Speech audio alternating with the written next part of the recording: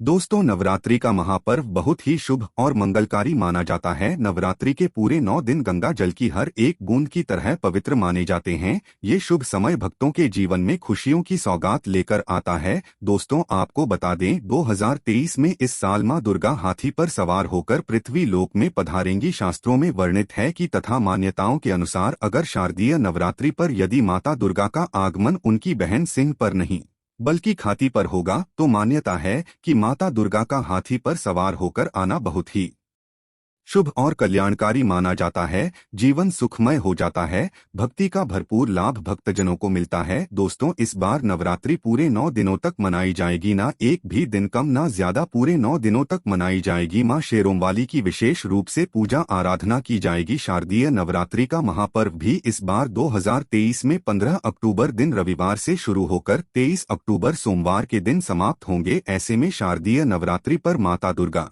की कृपा पाने के लिए कलश स्थापना का शुभ मुहूर्त है। 15 अक्टूबर को दिन में 11:44 से दोपहर 12:30 तक कलश स्थापना का शुभ मुहूर्त रहेगा। मुहूर्त में की गई पूजा बहुत ही शुभ मानी जाती है। इससे समस्त देवी देवताओं की कृपा प्राप्त होती है और पूजा पाठ का फल कई लाख गुना प्राप्त होता है। ऐसे में जो व्यक्ति नवरात्र आने से पहले घर से ये चीजें हटा देता है तो उसके घर में मां वैष्णो का होगा आगमन, माता लक्ष्मी का होगा वास। मां शेरोंवाली आपकी झोली खुशियों से भर देंगी। इसीलिए नवरात्र आने से पहले घर से ये चीजें फौरन हटा दें। दोस्तों, आज हम कुछ ऐसी ही गलतियों के बारे में जानेंगे जो अगर आपके घर में भी होती है तो माता लक्ष्मी कभी नहीं करती ऐसे घर में प्रवेश। फिर चाहे आप कितनी ही पूजा पाठ कर लो, माता लक्ष्मी ऐसे घर में कभी नहीं आती। ऐसे घर से देवी देवता भी हमेशा रहती हैं नाराज। दोस्तों, पूरी जानकारी को देखने के लिए इस वीडियो को अंत तक जरूर देखें। सच्ची श्रद्धा से कमेंट बॉक्स में लिखें हर हर महादेव, ओम नमः शिवाय। महादेव के लिए एक लायक तो बनता है।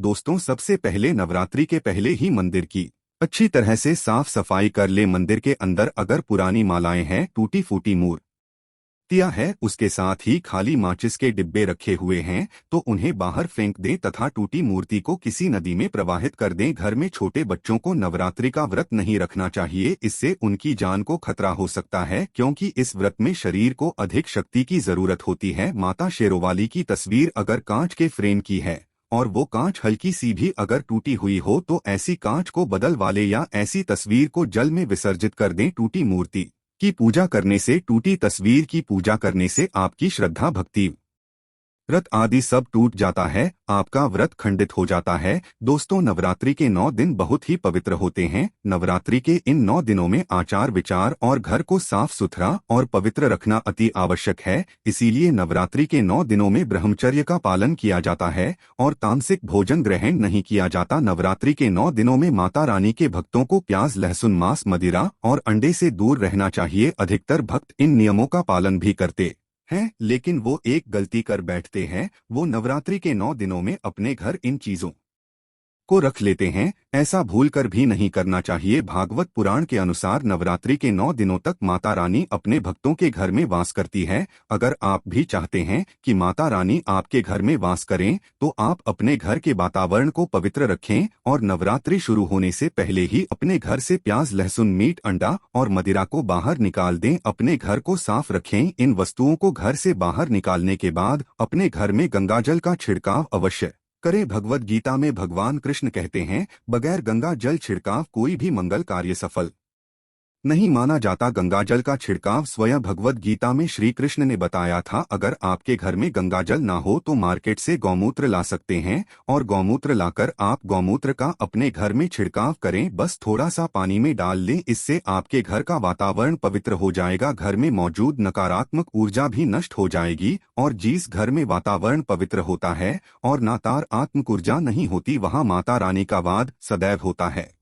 नवरात्रि के पहले आप अपने पूरे घर की अच्छी तरह से साफ सफाई कर ले। घर में जो भी फालतू सामान है, फटे पुराने कपड़े, उन्हें बाहर निकाल दें। घर में बेकार पड़ा सामान नकारात्मक ऊर्जा लाता है, इसीलिए गंदगी बिल्कुल भी ना करें। धूप दीप जलाकर वातावरण को स्वच्छ रखें। दोस्तों, माता के आगमन के लिए घर का दरवाजा जरूर सजाना चाहिए। इससे माता आकर्षित होती है और घर के द्वार में प्रवेश करती है। मां के आगमन के लिए द्वार को फूलों से सजाना चाहिए। दोस्तों, कई लोग ऐसे हैं जो माता रानी की चौकी कागज बिछाकर बनाते हैं, जो कि बिल्कुल गलत माना गया है। माता की चौकी के लिए आप नीचे लाल कपड़ा ही बिछाएं, काला कपड़ा और सफेद कपड़ा भूलकर भी नहीं बिछाना चाहिए। ध्यान रखें, कपड़ा फटा भी नहीं होना चाहिए। दोस्तों, अगर आपके घर में देवी देवताओं की खंडित मूर्तियां या फटा हुआ चित्र अगर हो तो उसे किसी पवित्र नदी में विसर्जित कर दी, क्योंकि ऐसी मूर्तियां और चित्र दुर्भाग्य लाती है। देवी देवताओं की खंडित मूर्ति की पूजन न करें और न ही उन्हें घर में रखें, क्योंकि उन्हें घर में रखना बुरा माना जाता है। दोस्तों, वहीं अधिकतर लोग अपनी छत पर या अपने घर के मुख्य दरवाजे के आसपास कबाड़ इकट्ठा कर देते हैं। ऐसा करना अशुभ माना जाता है। अगर आपने भी अपने घर में घर के मुख्य दरवाजे पर या छत पर या फिर खासकर घर के उत्तर दिशा में कबाड़ इकट्ठा कर दिया है तो नवरात्रि शुरू होने से पहले उस कबाड़ को घर से बस यही निकाल दें। दोस्तों, यदि आपके घर कोई भी बंद घड़ी है तो नवरात्रि शुरू होने से पहले उसे अपने घर से हटा दें और नई गाड़ी ले आए या उसकी मरम्मत करवा ले। गली को प्रगति का प्रतीक माना जाता है। बंद घड़ी समय से पीछे चलने वाली हमारी प्रगति में बाधा डालती है, इसीलिए नवरात्रि शुरू होने से पहले ही आप बंद घड़ी को घर से बाहर निकाल दें। दोस्तों, अगर आपके घर के मंदिर में किसी भी तरह का कोई फालतू सामान रखा है, जैसे कि सड़े गले फूल, अगरबत्ती, धूप बत्ती के डिब्बे या माचिस आदि के डिब्बे या कोई भी खाली पैकेट मंदिर में ना रखें, या फिर कोई फटी पुरानी धार्मिक पुस्तक या भगवान की कोई भी पुराने कपड़े जो फट गए या मुकुट माला जो खराब हो गई है, तो उन्हें आप जितना जल्दी हो सके अपने मंदिर से हटा दें। नवरात्रि से पहले अपने मंदिर की और मंदिर के आसपास की साफ सफाई अवश्य ही करें, तभी माता रानी की चौकी स्थापित करें। इसके साथ ही आप अपने धन रखने के स्थान की सफाई भी अवश्य करें, क्योंकि नवरात्रि के दौरान माता लक्ष्मी भी गृह प्रवेश करती है। धन रखने के स्थान पर किसी भी तरह का कोई भी फालतू सामान, टूटा हुआ सामान ना रखें। धन रखने के स्थान को मंदिर की तरह ही साफ रखें। नवरात्रि के दौरान माता रानी की पूजा में कौड़ियों को शामिल करें। माता रानी के साथ साथ रोजाना कौड़ी का भी पूजन करें। इसके बाद आप कौड़ी को धन रखने के स्थान पर रख दें। ऐसा करने से बरकत हमेशा होती है। अगर आपके पास पुराने जूते चप्पल इकट्ठे हो गए हैं तो नवरात्रि से पहले उन्हें घर से बाहर निकाल दें। पुराने जूते चप्पल की अशुभता के कारण ही घर में नकारात्मक ऊर्जा आती है और घर में अशांति और कलह का माहौल रहता है। नवरात्रि आने से पहले घर से जाला निकालना ना भूलें। अगर जिस घर में जाला होता है उस घर में माता रानी का भी वास नहीं करती। साथ ही साथ टूटे फूटे बर्तन अगर घर में पड़े हैं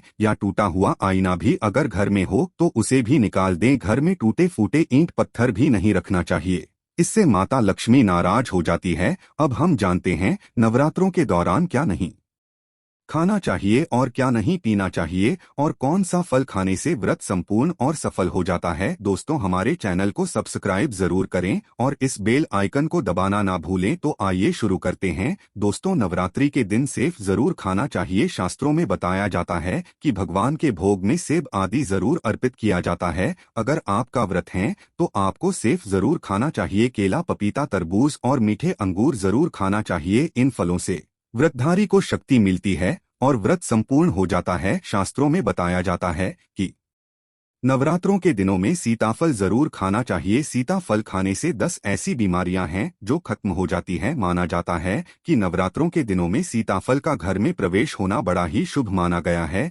सीताफल खाने से नवरात्रि का व्रत सफल हो जाता है, क्योंकि इसमें माता सीता का आशीर्वाद मिला हुआ होता है। नवरात्रि के दौरान इसे जो भी खाता है उसे दुखों का सामना नहीं करना पड़ता। सीताफल आपको जरूर खाना चाहिए। दोस्तों, नवरात्रों में व्रत धारी को डब्बाबंद लस्सी, डिब्बाबंद जूस नहीं पीना चाहिए। उसमें कई केमिकल मिले होते हैं जिसके कारण आपका व्रत टूट सकता है। जब भी आप फलों का जूस पिएं तो याद रखें उसमें नमक ना डालें, नहीं तो ब्लड टूट जाएगा। साथ ही साथ जूस में बर्फ भी नहीं डालना चाहिए। फलों का सादा जूस पीने से व्रत सफल होता है। दोस्तों, नवरात्रि के दौरान सिंघाड़े का आटा या कुट्टू का आटा खाने से पहले ये देख ले कि आटा पुराना नहीं होना चाहिए, क्योंकि पुराने आटे में कीड़े वगैरह बढ़ जाती है जिसके कारण आपका व्रत टूट सकता है। क्योंकि ये छोटे छोटे कीड़े हमें दिखाई नहीं देते और आपके मुंह तक पहुंच जाते हैं। ऐसा आटा खाना मतलब कीड़े मकोड़ों का मांस खाने के बराबर माना गया है। दोस्तों, नवरात्रि के दौरान आप शाम के समय खाने में दही ले सकते हैं, आलू वगैरह खा सकते हैं, साबूदाने की टिकिया बनाकर खा सकते हैं, साबूदाने की और आलू के पापड़ भी खा सकते हैं। कई सब्जियां तो ऐसी हैं जो नवरात्रि के दौरान भोजन में शामिल कर सकते हैं। इससे आपको एनर्जी मिलेगी और भारत सफल हो जाएगा। नवरात्रि के दौरान आप दूध पी सकते हैं जो आपको ताकत देगा, चाय वगैरह भी पी सकते हैं, लेकिन याद रहे उसमें नमक न डालें। एक बात का ध्यान रहे, व्रतधारी को पेट भर खाना यानी गले तक भोजन नहीं करना चाहिए, नहीं तो व्रत रखने का कोई भी फायदा नहीं होगा। थोड़ा थोड़ा खा सकते हैं। दोस्तों, नवरात्रि के 9 दिन आदि शक्ति माँ दुर्गा को समर्पित होते हैं। नवरात्रि के 9 दिन माता रानी के 9 अलग अलग स्वरूपों का पूजन किया जाता है। नवरात्रि के 9 दिनों में माता रानी को अलग अलग स्वरूप के हिसाब से अलग अलग भोग अर्पित किए जाते हैं। लेकिन क्या आप जानते हैं, कुछ ऐसी वस्तु है जिन्हें नवरात्रि के दौरान भूलकर भी माता रानी को अर्पित नहीं करना चाहिए। अगर इन वस्तुओं को आप गलती से भी माता रानी को अर्पित कर देते हैं तो आपको व्रत और इसीलिए माता रानी की कृपा प्राप्त करने के लिए आपको ये जानना अति आवश्यक है कि वो कौन सी ऐसी वस्तु है जो माता रानी के पूजन में भूलकर भी इस्तेमाल नहीं करना चाहिए। तो आइए माँ का जयकारा लगाते हुए वीडियो को शुरू करते हैं। दोस्तों, नंबर 1, नवरात्रि के दौरान शादीशुदा महिलाओं को सफेद कपड़े पहनकर पूजा पाठ नहीं करना चाहिए। साथ ही साथ काले कपड़े भी नहीं पहनना चाहिए, इससे पूजा व्रत आदि खंडित हो जाती है। माता की चौकी जब आप लगाए तो उसके नीचे कागज नहीं लगाना चाहिए। माता की चौकी हमेशा लाल कपड़ा बिछाकर ही बनाना चाहिए। हमेशा याद रहे, नवरात्रों के इन 9 दिनों तक व्रतधारी को अपना आसन माँ की चौकी के आगे ही लगाना चाहिए और वहीं पर आपको सोना चाहिए। मंदिर को नवरात्रों के दौरान अकेला नहीं छोड़ा जाता, बहुत ही अशुभ माना जाता है। इससे दुर्गा माता नाराज हो जाती है और हमेशा के लिए चली जाती है। दोस्तों, नंबर 2, नारियल। हिंदू धर्म में नारियल को समृद्धि, धन, श्रद्धा और सम्मान का सूचक माना जाता है। नारियल को श्रीफल भी कहा जाता है। नारियल को सुख समृद्धि में वृद्धि करने वाला माना जाता है। नारियल तो हर मांगलिक कार्य में विशेष महत्व होता है। जैसे कि आप सभी जानते हैं कि माता रानी के कई मंदिरों में नारियल से बलि भी दी जाती है और माता रानी के पूजन में नारियल का इस्तेमाल हम सभी करते हैं। खासकर कलश की स्थापना नारियल रखकर ही की जाती है। माता रानी के पूजन में हम नारियल इस्तेमाल करते समय कुछ गलतियां कर बैठती है। दोस्तों, नारियल कई प्रकार के होते हैं, एक हरा, दूसरा सूखा जिसके अंदर पानी होता है। जिस नारियल के अंदर पानी होता है, माता रानी के पूजन में सदैव पानी बाला और जटा वाला नारियल ही इस्तेमाल करें। नारियल का पूर्ण होना चाहिए। नारियल चटका हुआ में टूटा हुआ नहीं होना चाहिए, क्योंकि साबुत नारियल ही पूर्ण और पवित्रता का प्रतीक होता है। साबुत नारियल ही सुख समृद्धि का प्रतीक होता है। साबुत नारियल को ही श्रीफल यानी कि माँ लक्ष्मी का फल कहा जाता है। नवरात्रि में माता रानी के कलश की स्थापना करते समय जटा वाला यानी पानी वाला नारियल ही कलश पर स्थापित करना चाहिए। साथ ही यह ध्यान रखना चाहिए कि नारियल को सदैव कलश के ऊपर लेटाकर रखना चाहिए। घट स्थापना करते समय कभी भी नारियल को खड़ा करके नहीं रखा जाता, नारियल को सदैव लेटाकर कलश के ऊपर रखा जाता है। साथ ही नारियल को स्थापित करने से पहले आप नारियल को लाल कपड़े में लपेटकर उस पर और फिर लाल चुनरी उड़ाकर आप नारियल को कलश के ऊपर स्थापित करें। शास्त्रों के अनुसार कलश के ऊपर जब सही तरीके से नारियल रखा जाता है और सही प्रकार का नारियल रखा जाता है, तभी ही व्रत और पूजन का पूर्ण फल प्राप्त होता है। ये भी ध्यान रहे कि महिलाएं माता रानी को नारियल अर्पित तो कर सकती है, लेकिन कभी भी माता रानी के सामने नारियल को भूलकर भी ना तोड़ें, क्योंकि नारियल बीज रूप होता है और स्त्रियां बीज रूप से ही शिशु को जन्म देती है। इसीलिए कभी भी महिलाओं को नारियल नहीं तोड़ना चाहिए। दोस्तों, नंबर 3, लौंग। लौंग हम सभी माता रानी के पूजन में इस्तेमाल करते हैं, लेकिन लौंग का इस्तेमाल करते समय एक बहुत बड़ी गलती कर बैठती हैं। हमेशा ध्यान रखना चाहिए कि माता रानी को सदैव फूल वाली लौंग ही अर्पित करना चाहिए। जिस लौंग के ऊपर फूल नहीं होता या फिर जिस लौंग के पीछे लकड़ी की डंडी नहीं होती, उसको आप माता रानी के पूजन में भूल कर भी इस्तेमाल ना करें। फूल वाले लोगों को ही पुण्य माना जाता है और माता रानी के पूजन में कोई भी अपूर्ण वस्तु, कोई भी खराब वस्तु या टूटे हुए शत इस्तेमाल नहीं करना चाहिए। इसीलिए सदैव माता रानी के पूजन में फूल वाली लौंग का ही इस्तेमाल करें। दोस्तों, नंबर 4, तुलसी के पत्ते अर्पित नहीं करने चाहिए। माँ दुर्गा के पूजन में तुलसी पत्र का इस्तेमाल करना वर्जित माना जाता है। तुलसी पत्र के अलावा मामला भी माता रानी को अर्पित नहीं करना चाहिए और दुर्गा भी माता रानी को अर्पित नहीं करना चाहिए। दुर्वा भगवान श्री गणेश को अति प्रिय है। नवरात्रि में आप भगवान गणेश को दूर्वा अर्पित कर सकते हैं। भगवान विष्णु जी को तुलसी के पत्ते अवश्य अर्पित कर सकते हैं, लेकिन माता रानी को भूलकर भी तुलसी के पत्ते या दूर्वा अर्पित न करें। माता रानी को सफेद फूल भी अर्पित न करें। माता रानी को सदैव लाल रंग के फूल अर्पित करने चाहिए। लाल रंग के फूल माता रानी को अतिप्रिय है, खासकर माता को गुड़हल और कमल के फूल अतिप्रिय है। शास्त्रों में बताया जाता है कि घर में माता रानी की 2 या 3 मूर्तियां या फोटो नहीं होने चाहिए। इस बात का भी आप विशेष ध्यान रखें कि माता रानी के पूजन में कोई भी खंडित चीज इस्तेमाल न करे। पंडित चीज जैसे कि चटका हुआ या टूटा हुआ दीपक या फिर अटका हुआ कोई बर्तन। साथ ही ये भी ध्यान रहे कि लोहे के और प्लास्टिक के बर्तन आप माता रानी के पूजन में इस्तेमाल ना करें, क्योंकि प्लास्टिक के चाइनीज बर्तन हड्डियों के पाउडर से मिलकर बनते हैं। ऐसा ना करें। ऐसे बर्तनों को माता रानी के पूजन से सदैव दूर रखें। माता रानी को जो पुष्प अर्पित कर रही है उन्हें सूंघे नहीं। सुनते हुए फूल या गिरे हुए फूल या फिर मुरझाए हुए फूल माता को अर्पित ना। दोस्त, नवरात्रि के अष्टमी और नवमी तिथि पर कन्या पूजन का विधान है। 2023 में इस बार महा अष्टमी तिथि 29 मार्च यानी कि बुधवार को है और नवमी तिथि 30 मार्च दिन गुरुवार को है। ऐसे में आप अष्टमी और नवमी को इन दोनों तिथियों में कन्या पूजन अवश्य ही करें। शास्त्रों में 9 दिनों के नवरात्रि को बहुत ही शुभ और मंगलकारी माना जाता है और वही 8 दिनों की नवरात्रि को अच्छा नहीं माना जाता। ऐसे में 10 दिनों की नवरात्रि बहुत ही शुभ मानी गई है।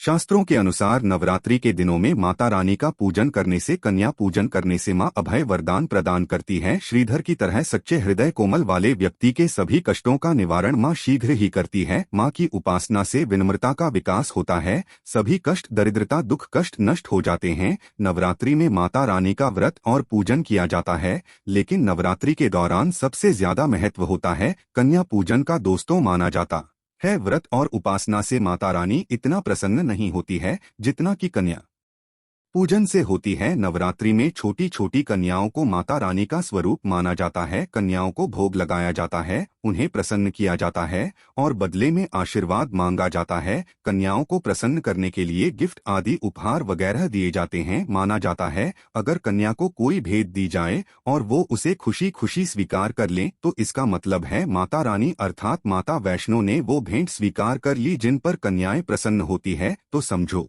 उन्हें माता रानी का आशीर्वाद मिल गया और माता रानी की कृपा से उन्हें मुहमांगा वरदान प्राप्त होता है। नवरात्रि में 2 साल से लेकर 10 साल तक की कन्या का पूजन होना चाहिए। अष्टमी अथवा नवमी को कन्याओं के पैर धोकर भोजन कराना, उपहार आदि देना श्रेष्ठ माना जाता है। दोस्तों, कैसे करें कन्याओं का स्वागत? कन्या जब आपके घर आए तब सभी के पैरों को दूध और पानी से उनके पैरों को धुलाना चाहिए। फिर उसके बाद कन्याओं को किसी साफ जगह पर जमीन पर कपड़ा बिछाकर बैठ आना चाहिए। उनके माथे पर अक्षत, फूल और कुमकुम लगाना चाहिए। फिर उसके बाद भोजन ग्रहण करवाना चाहिए, लेकिन हमेशा याद रहे कन्याओं की थाली में 3 पूरियां कभी ना रखें, इसे शुभ नहीं माना जाता। 3 पूरियां तथा 3 रोटियां मरने वाले व्यक्ति के लिए निकाली जाती है और जेल में कैदियों के लिए दी जाती है। ऐसे में कन्याओं को उनकी थाली में 3 पूरी कभी ना दे, लेकिन 1-2 करके पूरियां दे सकती है। इससे 3 संख्या बढ़ जाती है। दोस्तों, कन्याओं को खाना खिलाने के बाद अंत में कन्याओं के सिर पर लाल चुन्नी उड़ाना चाहिए और भोजन में आपको खीर, पूरी, हलवा, चना तथा आलू की सब्जी, छोले वगैरह की सब्जी खिलाना चाहिए। पनीर आदि भी खिलाया जा सकता है, लेकिन भूल से भी लहसुन और प्याज का इस्तेमाल कभी ना करें, अन्यथा अनर्थ हो जाएगा। अक्सर कई लोग कन्याओं को कुरकुरे का पैकेट, चिप्स वगैरह का पैकेट खिलाते हैं, जो कि घोर अनर्थ माना जाता है, क्योंकि इसमें लहसुन, प्याज का इस्तेमाल होता है, जिसके कारण आपका व्रत खंडित हो सकता है। मां दुर्गा क्रोधित हो सकती है। जहां आपने 9 दिनों तक लहसुन प्याज का परहेज किया, लेकिन आपकी एक गलती पूरे व्रत को खंडित कर सकती है। कन्या को डब्बाबंद कोई भी ऐसी चीजें ना खिलाएं जिसमें लहसुन प्याज होता है। कई चीजें तो ऐसी होती हैं मार्केट में जिसके अंदर लहसुन प्याज का इस्तेमाल होता है। ऐसा आप कभी मत करना। दोस्तों, कई लोग कन्या पूजन में खाना घर पर नहीं बनाते और मार्केट से रेडीमेड लाकर ही खिलाते हैं तथा दही जलेबी खिलाते हैं, जो कि शुभ नहीं माना जाता। भले ही आप दही जलेबी खिला सकते हैं, परंतु माता को घर का बना हुआ शुद्ध भोजन ही अति प्रिय है। खासकर नवरात्रों के दौरान घर में पक्का खाना अवश्य बनाना चाहिए। माता रानी बहुत प्रसन्न होती है। घर का बना पक्का खाना ही कन्याओं को खिलाना चाहिए। हमेशा याद रखें, कन्याओं को प्लास्टिक के बने दोने में खाना नहीं खिलाना चाहिए। ऐसे बर्तन पूजा पाठ के लिए शुद्ध नहीं। अशुभ होते ही कन्याओं को हमेशा स्टील के बर्तन या पत्तों से बने बर्तनों में ही भोजन कराना चाहिए, बहुत ही शुभ माना गया है। दोस्तों, भोजन कराने के बाद कन्याओं की थाली में एक लौंग जरूर रखना चाहिए, क्योंकि लौंग देवी शक्ति तथा दुर्गा माँ को बहुत प्रिय है। लौंग माता शक्ति का प्रतीक होती है। लौंग में नवदुर्गा का वास होता है। इन 9 दिनों में माता रानी को लौंग का भोग ही लगाया जाता है, इसीलिए कन्याओं को थाली में चुपचाप एक लौंग जरूर रख दें। आपका भाग्य चमक जाएगा। माता लक्ष्मी आपके जीवन में धन की कोई भी कमी नहीं होने देगी। आपको बता दें, कन्या को उपहार में क्या दे। कन्याओं को खुश करने के लिए उनकी थाली में दक्षिणा डालें, ताकि आपके घर में संपन्नता बनी रहे तथा धन की कोई भी कमी ना हो। कन्याओं को कोई सुंदर गिफ्ट दे सकते हैं। शास्त्रों में बताया जाता है कि कन्या जितना खुश होती है, माता रानी उतना ही जल्द फल की प्राप्ति प्रदान करती है। ऐसे में आप कन्याओं को चॉकलेट बॉक्स दे सकते हैं तथा खूबसूरत कपड़े दे सकते हैं। याद रहे, काले कपड़े ना दे और स्टील के बर्तन भी गिफ्ट के तौर पर दे सकते हैं। याद रहेगी, कन्याओं को लोहे का कोई भी सामान नहीं देना चाहिए। दोस्तों, जब कन्या अपने घर के लिए प्रस्थान करें तो उनके चरण जरूर छू लें और अपने मन में अपनी प्रार्थना को पूरा करें। सच्चे दिल से मांगी हुई मुराद माता रानी अवश्य ही पूरी करती है। दोस्तों, आप में से कौन कौन चाहता है माता रानी को अपने घर पर बुलाना, तो सच्चे दिल से कमेंट बॉक्स में लिखें, माँ हमारे घर जरूर पधारी। माता रानी के लिए एक लायक तो बनता है। जय माता दी।